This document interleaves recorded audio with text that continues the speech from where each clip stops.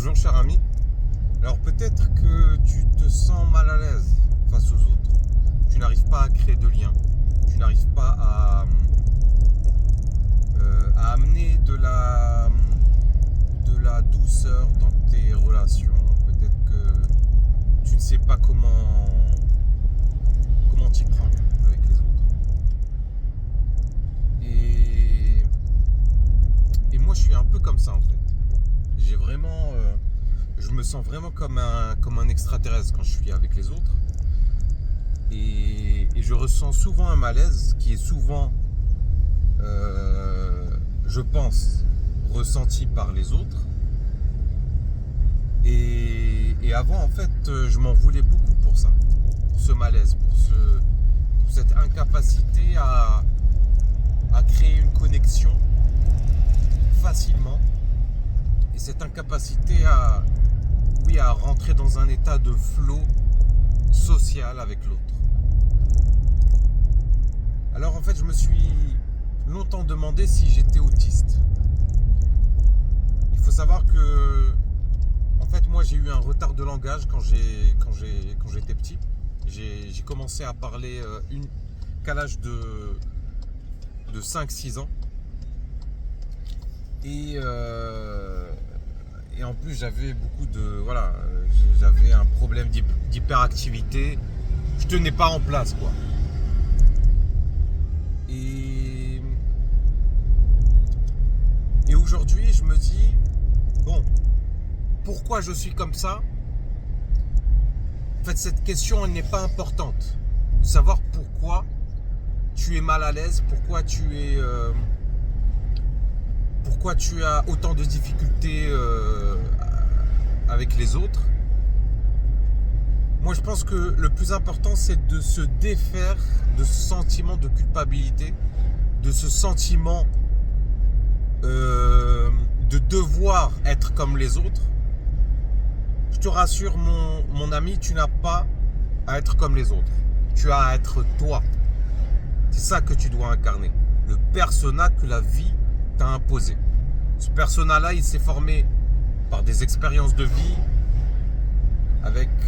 par des traumas,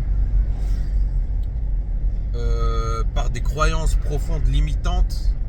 Je sais que c'est pas facile, c'est pas forcément agréable de porter ce genre de persona. Mais ce que tu dois faire, c'est te défaire de cette culpabilité parce que tu n'as pas choisi ce persona. Tu n'as pas choisi d'être comme ça. Il faut arrêter d'écouter ces coachs américains qui te traitent comme une merde et qui te disent il faut que tu sois plus sociable, meilleur, que tu sois plus confiant, etc., etc. Ne les écoute pas. Ne les écoute pas. Eux, ce qu'ils veulent, c'est te vendre des formations, etc. Ils s'en foutent de ton bien-être. Si tu veux être bien, accepte ton persona. Arrête de résister à ça, à cette façon d'être. En fait, il faut que tu arrives à un état, à un point où tu te dis, je suis comme ça, tant mieux, je vais le montrer aux autres, je vais l'incarner pleinement, c'est à prendre ou à laisser. C'est ça en fait qu'il faut arriver à atteindre comme état d'esprit. Je suis associable, je suis bizarre socialement, je suis rejeté, je suis mis de côté, mais c'est pas grave. Ça ne diminue en rien ma valeur. Ma valeur reste grande, et elle restera grande, et je n'ai pas à changer ce personnage. Parce qu'on va être... faut dire les termes. Changer de personnalité, c'est très très très compliqué. Si tu attends de changer de personnalité pour t'aimer, alors crois-moi que tu vas attendre très longtemps. Donc commence par t'aimer d'abord. Commence par épouser ce persona que la vie t'a donné. Et trouve l'estime et l'amour de soi en portant ce persona, en portant ce masque. Celui de la personne qui a peur des autres, qui ne sait pas quoi dire, qui marche sur des œufs, c'est ok d'être comme ça. C'est ok d'être fébrile. C'est ok d'avoir plein de doutes, d'être pris de questionnements sur les autres, etc.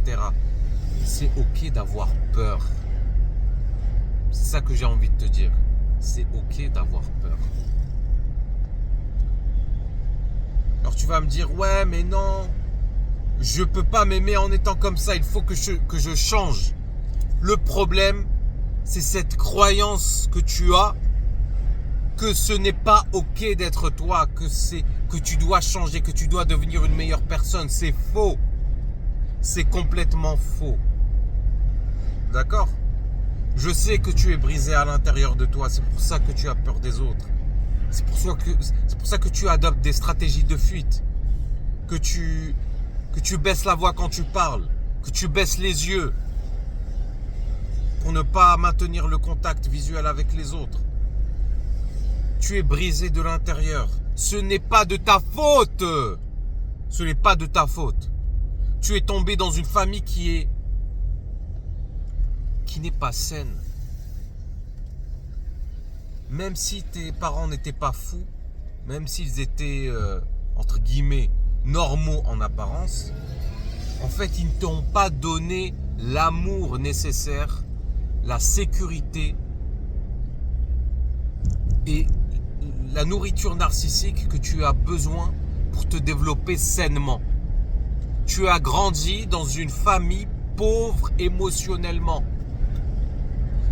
Moi, je parle souvent de capital émotionnel. On peut avoir grandi dans une famille riche financièrement, mais pauvre émotionnellement.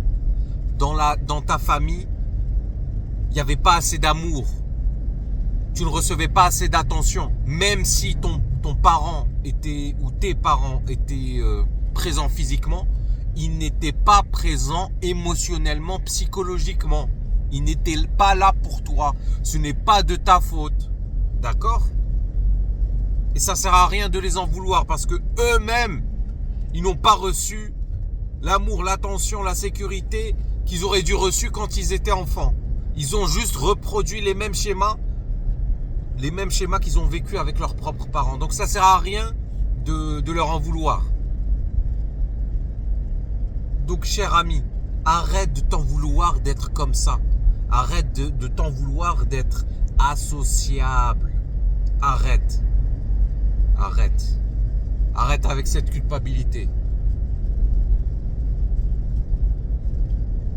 Il faut que tu te dises, je m'aime.